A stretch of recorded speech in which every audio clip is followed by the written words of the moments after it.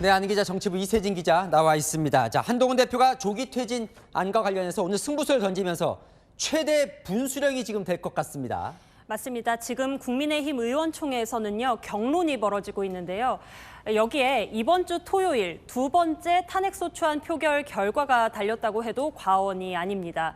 일단 대통령의 거취는 하야 아니면 탄핵 두 가지로 모아집니다. 선제적으로 대통령이 하야를 택하느냐 또는 국회의 탄핵 결정을 받아들이냐 이 두 가지겠죠. 탄핵안 부결될 가능성이 있지만 야당이 매주 올린다고 압박을 하니까요. 윤 대통령 이 갈림길에 서 있다고 봐야 할 것 같습니다. 대통령에게 임기에 대한 결정을 일임받았다라고 주장하는 한동훈 대표는요. 내년 2, 3월 중에 자진하야해야 한다. 이 퇴진 방식에 무게를 실었습니다. 자, 내년 2, 3월 이 시기가 중요한 것 같아요. 그러니까 탄핵보다 빨리 해야 한다. 이게 핵심인 거죠? 네, 맞습니다. 하야 시점을 확실히 못 박는다면요. 탄핵보다 더 빠르고 확실한 방법이라는 게 한동훈 대표 측의 설명입니다. 2월 또는 3월에 하야하게 되면은요.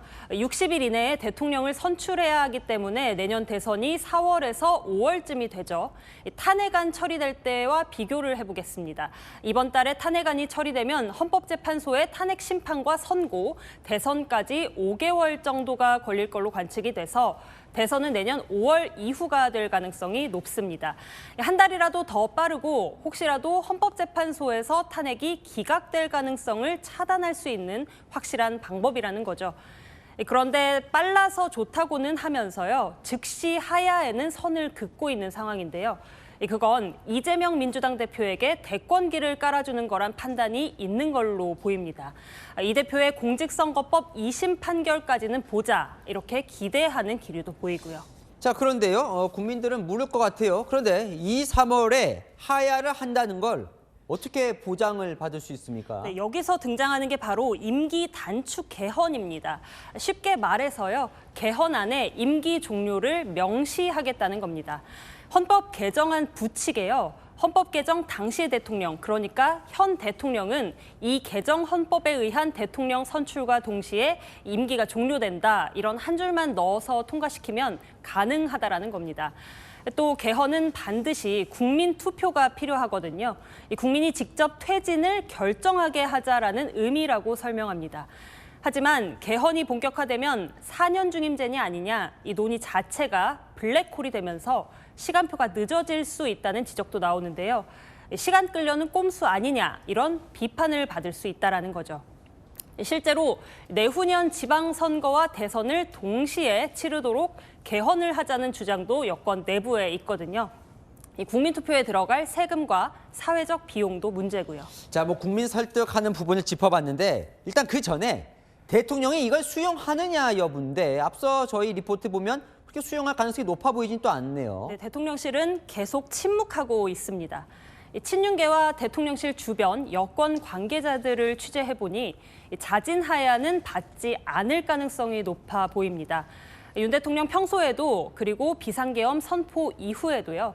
시스템대로 가야지 탄핵이 돼도 어쩔 수 없다라는 말을 주변에 한 것으로 전해집니다.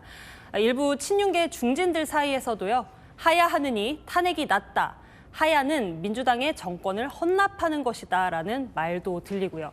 이 탄핵이란 절차를 밟으면요. 헌법재판소 선고에서 기각될 일말의 가능성, 희망을 걸어볼 수 있다라는 걸까요? 여기도 또 윤한 갈등 내용도 들어갑니다. 친윤계에서의 한 대표에게 보수 진영 주도권을 내줄 수 없다라는 속내도 함께 읽힙니다. 앞서 보면 자, 일단 오늘 이 퇴진 로드맵 이 부분 결정 나는 걸 보고 이번 주 토요일 탄핵 찬반 여부를 결정하겠다는 의원들도 꽤 있다고 봤는데 그러면 이번 주 토요일 어떻게 전망이 됩니까? 네, 지금도 국민의힘 의원총회가 진행 중인데요. 아직 2월에서 3월 하야를 대통령에게 공식적으로 건의하느냐 마느냐도 당 입장으로 정리를 못했습니다. 탄핵안을 표결하는 토요일 전에는 무조건 퇴진 로드맵을 낸다. 이게 한동훈 대표의 목표인데요. 그런데 균열은 분명히 드러나고 있습니다. 벌써 저희가 취재했던 의원들 최소 14명이 탄핵 표결 자체에는 참석하겠다라고 밝힌 상황이죠. 지난주 탄핵 표결 날 한 친한계 인사 저에게 방아쇠는 당겨놨다라면서 8표 넘는 이탈표가 손안에 있다라고 했었거든요. 대통령이 하야를 받지 않으면 방아쇠를 쏘는 결정이 이어질 수 있다는 겁니다. 익명으로 진행되는 투표죠. 8표의 이탈표가 나올 가능성에 점차 가까워지고 있다고 봐야 할 것 같습니다. 네, 잘 들었습니다. 아는 기자 이세진 기자와 살펴봤습니다.